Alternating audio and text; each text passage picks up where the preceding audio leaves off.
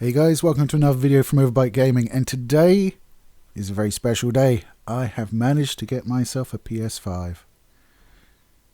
Yes, finally it has occurred. And I was very lucky because I just happened to be nosing in on Amazon one morning and literally they got stock in for about 20-30 minutes and then they were all gone. But I managed to get one. I'm sure my bank isn't very happy with me, but I'm quite pleased by the fact that I've actually managed to obtain one, and thus I have future-proofed the channel.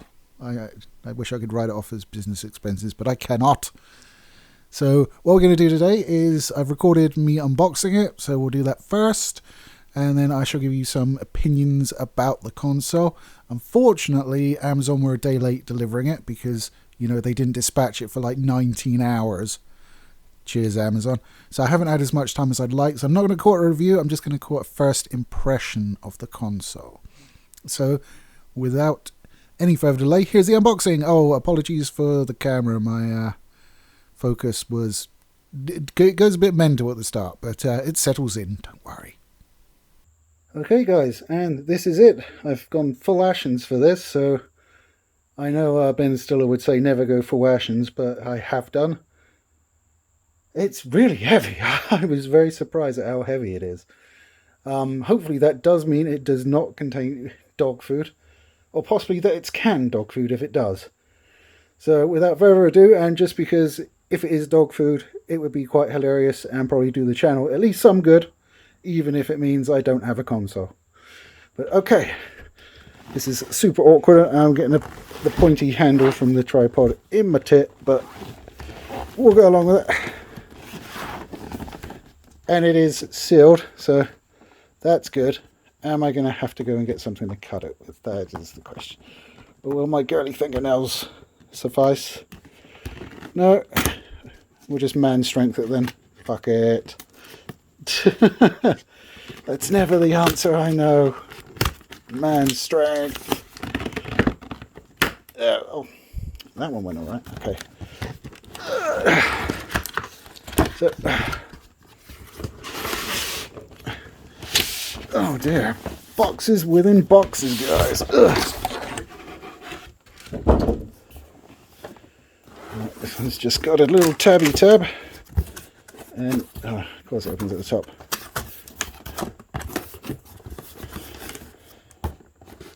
Is that seriously another box? Oh, okay. I might have to get out. I'm so old. I'm too old for doing things like standing up. Yeah, okay, I can see the instructions on the side now. So slidey slide. Slidey slide. This is not looking like dog food. Yay.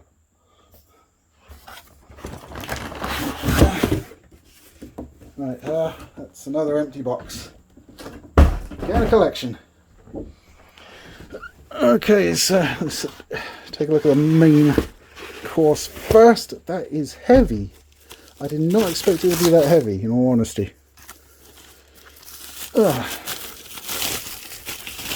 Maybe I've just gotten weaker, you know, lockdown. I've really been using my arms for much other than, well, you can guess. Well, there we go. That is really heavy. Really, really heavy. They've actually marked the buttons this time. No, well, that's going to come across. Oh, there it is. Oh, you see my check. It's heavy. So that's always beneficial because I'm forever turning my PS4 off when I want to be ejecting discs. We got a USB-A and USB-C on the front. Another slot, which I had to get. I had to get this particular version because my PS4's on the way out. On the back. Nothing too USB 3s, an HDMI, power, and a LAN cable, which is fine. So that is cool. So yes, heavy. I'm not a huge fan of the styling of it. Yeah. See if we can convince it to sit. There we go. I'm not a fan of like asymmetrical stuff personally. So, I mean, in either way you put this down, it's going to be asymmetrical because you have the drive hump on the side of it, or the drive tumor. Right, so what do we get in the little box, which is upside down apparently? I can't see that, I guess, but it's here. Look there.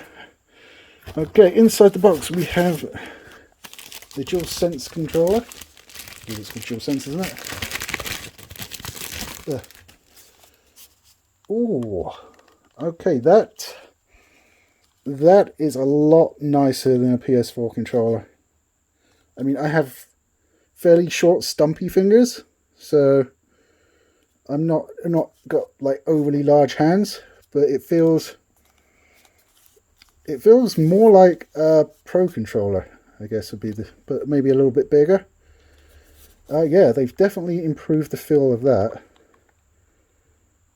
Okay, the D-pad is fairly inconsequential nowadays, but it's a D-pad and it D-pads. Sticks. Pretty similar. They may be a little snappier, but that could just be from the age of my PS4 controller. Buttons feel about the same. And triggers feel about the same, but we do have that resistance feature, so I'm sure that will feel differently. So that's cool. Power for the power. No brick. Just straight power cord. I guess that's why it's so bloody heavy then. Oh, we have... oh, what more? Some books. We have... oh, okay. We have HDMI cable. I've heard these aren't particularly long though. Let's unwrap it and see. Because obviously... I don't think it's going to make a difference for me because I'm pretty sure my TV's only 60 Hertz. So as long as it's 2.0, it should deliver adequate performance for my TV. Oh God, which way am I going with this? That way, I think. Yes, okay. Yeah, that's not that long. I'd say that's probably maybe just a little over a meter cable. So 3 feet maybe. So yeah. It isn't very long. Hopefully it'll be fine for my purposes though. I'm sure I can figure out a way around it if not. One thing I haven't seen yet, although I haven't finished everything, is a charger for the controller, which is odd. I have this, which is obviously the stand. You put it that way, or I suppose that way, or whatever. So then I'll look through the box, make sure I missed anything. Oh, wait, I've missed something. There we go. So we have trying to guess where everything is. We have an A to a C USB cable, which presumably will go in the front. So, yeah. And that's it. You get a couple little booklet jobs. Outside of that, that's all you get for your money. But, yeah. I knew it was going to be quite big. It is bigger than I was expecting, in fairness, looking at it. It's also a lot heavier. I was not expecting it to be that heavy. Really wasn't. That was quite a surprise. I mean, it's not like... you're not going to have trouble shifting it or anything like that heavy, but it is surprisingly heavy when compared to previous generations of PlayStations. I guess that's attributable to it being... you know, essentially a PC and the power brick was on the inside rather than on the floor, maybe. Construction, these things I'm not a huge fan of, and especially they got a lot of give to them. I mean, body feels okay. I mean, I always found like the Xbox One I thought was better put together than the PlayStation 4. The PlayStation 4 was just this creaky mess of plastic, but the actual Xbox One felt a lot more solid and substantial. Including the disc drive. The disc drive on the Xbox One was just so smooth, it was wonderful, whereas the PS4 is like... it's like, Jesus. But, there you have it. So, I'll play that for a couple of days, and you'll see the rest in the rest of the video. Not dog food. Yes! Okay, so we've established it's heavy then. Yeah, watching it back, I was kind of like, yeah, I call it heavy a lot. It's not like dramatically heavy, but it has substantial weight as you would expect. My experiences with it is, I mean, I haven't record any game footage of it because I didn't think there'd be much of a point. The only PS5 game I've got is the Astro's Playroom that you get for free with it. Come payday, I will be purchasing the Miles Morales Ultimate Edition, where I'll get the remastered Spider-Man. I've got mixed feelings on that because I really don't like the character model for the face of the Spider-Man in the remaster. I think he looks exactly like Jamie Bell. Nothing against Jamie Bell, but he's just not Spider-Man to me. So there's that. But yeah, so I mean that's like the only thing I really want. I mean the store. Let's talk about the prices of the games because they're all over the place. There are some new releases that are on there for $55, and there are others that are substantially more than that. I mean, the most expensive one on there is a baseball one. I think it's called The Show, and it's £90. Now, I don't know what you get with that, whether it's a super duper version of it or something. I couldn't find it on Amazon, so I couldn't compare physical prices. In most cases, the digital market, though, is more expensive than Amazon. And for the way game is going, it's going towards the digital space more and more. Physical copies are becoming less of a thing. But if they really want to push that, they're going to have at least to be on level price-wise with what's offered on Amazon. I mean, it's been the case for years. I mean, I remember back in the PS3 days where there was a version of Need for Speed on there for £70, and you're just like, what? I go to Amazon right now and buy this for like $35, you cheap. So, yeah, there's that. So, I haven't really captured any footage because I'm using PS4 games that have been uplifted in exactly the same manner as a PlayStation Pro. So, it wouldn't really be representative of PS5 gameplay. It would just be representative of PlayStation Pro gameplay, which is fine for me because I didn't have a PlayStation Pro. I've come straight from the vanilla PlayStation. But for someone with a PlayStation Pro looking to upgrade, it's not that helpful. One of the complaints I do have about the console itself is the placement of the disc drive. So it wouldn't be a problem if it's vertical, but because it's so low down and it's hidden under sort of the bottom lip of one of the sort of plates, I'm finding I'm quite often inserting the disc underneath the console rather than in the drive. It's probably just me being a dumbass, but that's a problem I've had a couple of times. Now, I mean, there's not too many bad things. We'll move on to the good things. The Wi-Fi in it is massively better than the PS4 Wi-Fi. That thing sucked. The Xbox One blew the Wi-Fi of the PS4 out of the water, man. It was so slow. And the it doesn't give you download rates, or at least I couldn't find them. But, I mean, it downloads like 60 gig in, I probably could do the maths, but I didn't. I think it was 60 gig in about 9 minutes. I do have a gigabit connection, so there's that. But yeah, if you want to do the math on that, you can work it out. So yeah, the Wi-Fi is much better. It's a lot snappier in the menus and stuff like that, and launching, obviously, as you would expect, being based off an NVMe SSD. Now it's your turn. Although saying that, I didn't notice a massive difference in the PS4 games I played. I was expecting it to be nearly instantaneous, but it wasn't. I think it's a little bit faster, but it's not night and day. Certainly, I didn't think. I don't know whether it's because of the games that I played or not. I mean, I played Ghost of Tsushima, Days Gone, God of War. So basically the stuff that you would expect might have uplift. Sort of like, I mean, this is the first time. I mean, I wasn't even sure my TV was HDR before because I couldn't run anything on it, and it didn't tell you that in many of the settings. So at least I know my TV is definitely HDR now because those work. The story is confusing, to be honest. I mean, I think the menu system overall is a little bit confusing because you're sort of like, well, here's here, how do I get to here? And I'm trying to get to the download key. I'm in the library, but I'm like, well, where do I go now? It's a little bit obtuse. I mean, you've got like a sort of line of icons go across the top, which show you like it's kind of like the bottom row of the PS4, and the top row is sort of hidden, and you have to press the PlayStation button, and that brings that up, and that gives you like your game switching, your home, your power options, your controller options, stuff like that. One thing I did find weird about the controller, the DualSense, as I said when I unboxed it, is a great controller. In fact, I would put it on level of the Xbox controller, which I really like. And it feels quite similar to the Pro controller, except perhaps a little bit bigger. And I do like the Nintendo Switch Pro controller as well. So it seems to me like all the companies have finally got their controllers like sorted out.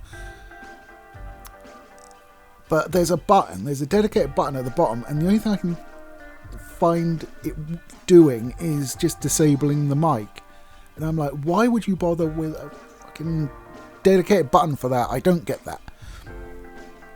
Astro's Playroom, as I said, it was the only PS5 sort of exclusive that I've played so far. It's a cutesy platformer that plays perfectly well. I don't particularly like platform games, so I'm not the guy to be singing its praises. But you know, out of the platform games I've played, there's nothing wrong with it, apart from perhaps one-hit deaths. That's a bit annoying. But you don't. It's quite easy, and you don't get hit that much. But I'm just terrible at platform games, so yeah, there's that. It was a bit. I don't know. It was. You could say it was a love letter to Sony's past with the PlayStation. It does seem to me to be. It's definitely a celebration of it, but I'm not sure whether I'm like on board with the celebration. I'm like, yeah, I remember that. I had that. But you're making it like, oh look, it's a PS3 controller. That's great. Okay. It's just like a game designed to show off what the DualSense can do. So you can blow on it into the mic and it will, you know, rotate fans and things. And I'm just like, yeah, but like 90% of this stuff isn't going to be ever used in any other games. And if you look, I mean, how many games actually made good use of the touchpad on the PS4 controller? I mean, outside of like swiping it to like get different options, which could have been done in other ways. It just seems like they pack it full of gimmicks, but it never actually gets used. So maybe you could not put so many gimmicks in, and then we could just, you know, have a cheaper controller that plays just as well on all games. I don't know. I mean, it's a great controller, but it does seem like there's a lot of functionality to it that I wouldn't have thought would be that necessary.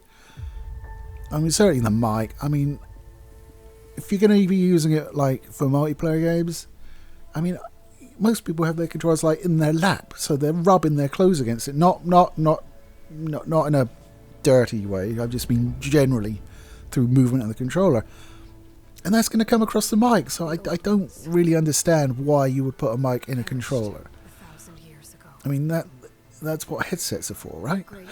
Just don't get it. Or earpieces, even. So it's a bit of a weird one. They've decided to do that. You still have the mic speaker like in the PS4, which is... I don't know, it's... When it first sort of came out in the PS4 and you sort of heard it, and you're like, oh my god, my controller's making noises. And you're like, oh, that's cool. And then you're trying to play it quietly late at night and your controller's making noises. And you're like, shut up! And you're like, well, maybe that's not so cool. I mean, I don't necessarily know that you really need sounds coming out of your controller. I mean, it adds a different level, but this isn't really a new thing. I mean, it's in the PS4, so it's not really a criticism of the console, just sort of where Sony's mindset is on sort of gimmicky stuff, really. I mean, the best use of like motion control on the controller I've ever seen was in Infamous Second Son, where you turn it on its side and use it as a spray can. That was pretty neat. I gotta admit, that worked quite well for that.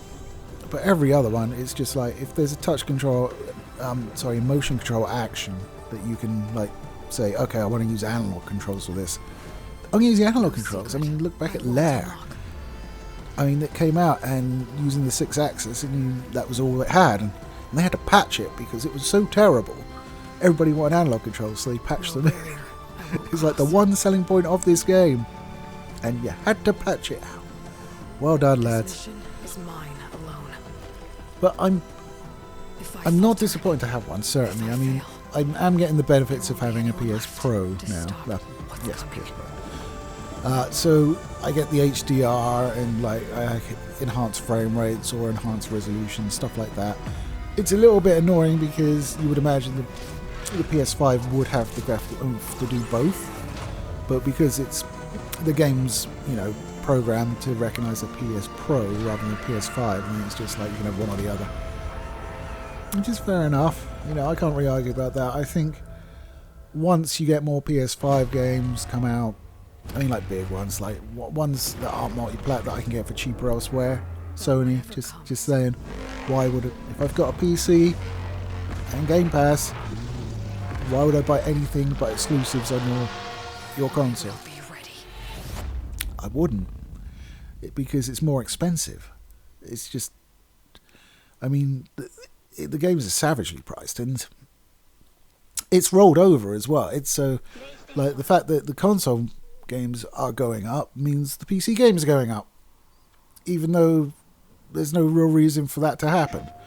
It's like, oh, our game, you know, it's got ray tracing now, so we need to sell it for more. Well, you know, PC games have had ray tracing for a while. They didn't bump the prices because of it. You just try to get somebody you just gonna try and rip us off there. Oh yeah, Sony. So yeah, PC games are going up. I mean, I think like Vampire's like 60 quid, and you know, that was like Call of Duty prices, and Call of Duty was always overpriced. Even, I mean, and it always held its price really stupidly well. But I mean, at the moment, the PlayStation Network cannot offer you competitive prices on most stuff. I mean, there were a few games on there that were comparable, like within a few quid or actually at the same price. But for the majority, they're more expensive digitally, which shouldn't be the case, especially if they're trying to encourage you to use a digital market.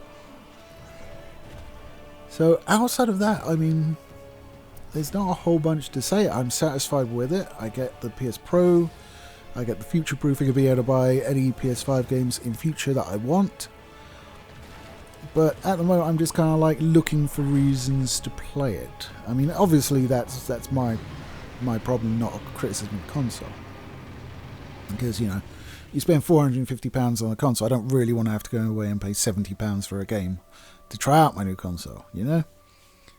But I'm happy with it, and I've got a fair few games installed on it, and there's still like 300 gig left.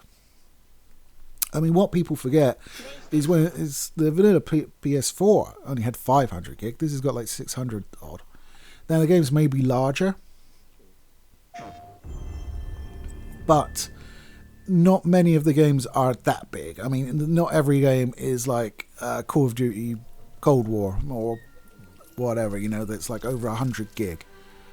I mean, you'll find most games are like around 50. And that's not too bad. So you got like 12.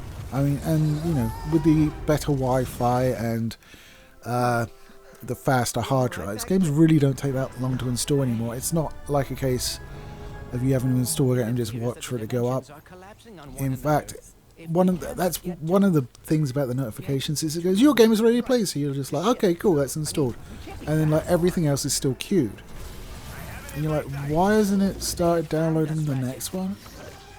And then you go in and look, and it hasn't actually finished downloading the one that you're playing, except, you know, on the home screen there's no indication it's still downloaded. And I should go into the downloads and you're like, oh yeah, look, it's only downloaded like 30% of it, so it's able to launch. It's still doing the other 70, which is why it hasn't moved on to the rest. I'm just like looking for options to try. Like, is there an option that's not ticked that means it will just continue downloading the next thing? I don't know. It's yeah, the interface is definitely a bit obtuse. The PlayStation button does something different now, which is okay. I've disabled rest mode in it. Generally because I've heard tales of like rest mode being bad. I think it was like primarily where you have a USB drive in there, which you can use for PlayStation 4 installs. But at the moment I've only got pretty much PlayStation 4, so I'm not going to be doing that. And to be fair, I mean, let's face it, the games on the consoles that I buy are going to be pretty much just the exclusives. Because as I said, the PC will run it better. It won't load it as fast because I've just got SATA SSDs and that, and mechanicals. But it will be cheaper, and you know, once you're in game, it doesn't really matter. Until game streaming is like a thing, you know, streaming using your graphics card and all that, and your memory, not your memory, your hard drive, SSD, hard drive. What am I, an old man? Yeah, I am. Screw you. I still have like 3-4 mechanical drives in my PC. I mean, this is the first time I've used an NVMe though. My motherboard does have an M.2 slot on it, but it would knock out 2 of my SATA ports, so I'd lose functionality or a lot of storage unless I spent stupid money on like a 4 terabyte NVMe, which isn't going to happen. So even though it would be beneficial speed-wise, I'm happy with, to be perfectly honest, with SATA speeds. I mean, I still play games off of the mechanicals because space, and I get along with those primarily okay. You know, just a bit of patience. So the SATA SSDs are like, whoa. So I'm kind of cool with that. It's been a bit of a ramble. I'm sorry, but yeah, I mean, it's definitely a console. I guess I would recommend it.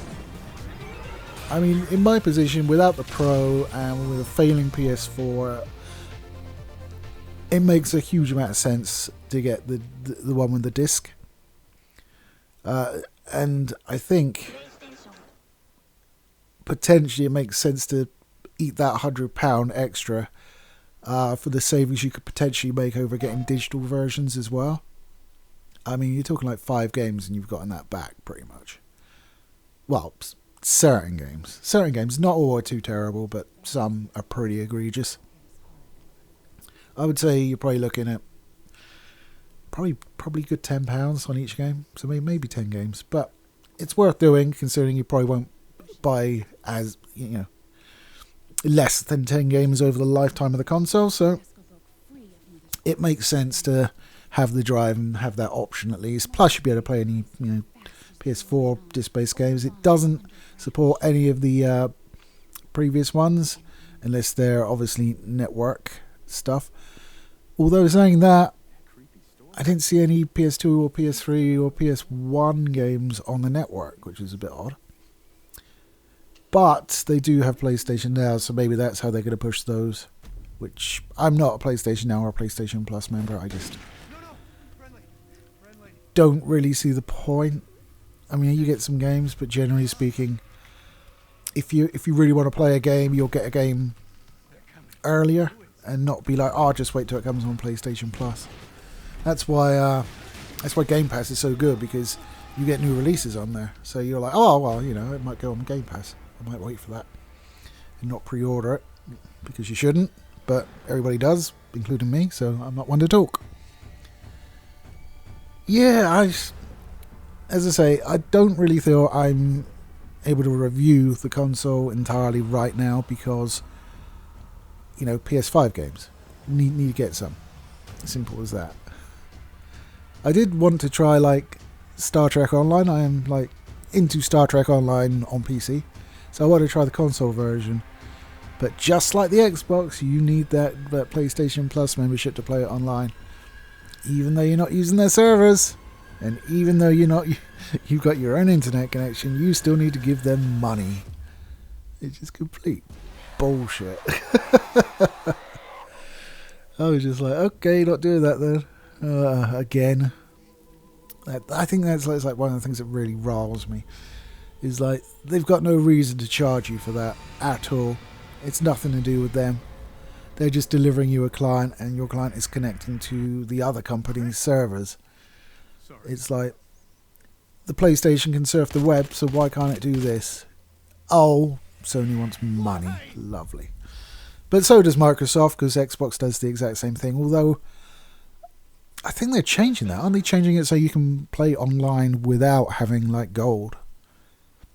I think that's a good idea. I think gold should be sort of wrapped up into the sort of 3 games in Game Pass, and I can't remember, Project Xbox or whatever it's called, the online streaming content that they're bringing forth. They should just wrap it all up into that and say, yeah, you don't need to pay for like gold if you want to play online, because that's archaic and exploitative. So good for them for doing that, at least. Sony, you're still going to have to pay, but you know, maybe they'll change. I mean they do have a history of doing some pretty bad things, like taking the emulator out of the PlayStation 3 so they could resell you PlayStation 2 games on the network. That was pretty scummy. You know, not even like, okay, well, you can have a software version of the emulator if you pay like 20 quid for it or something. No, just buy every game you already own again, because we love you and don't wish to encourage emulation at all.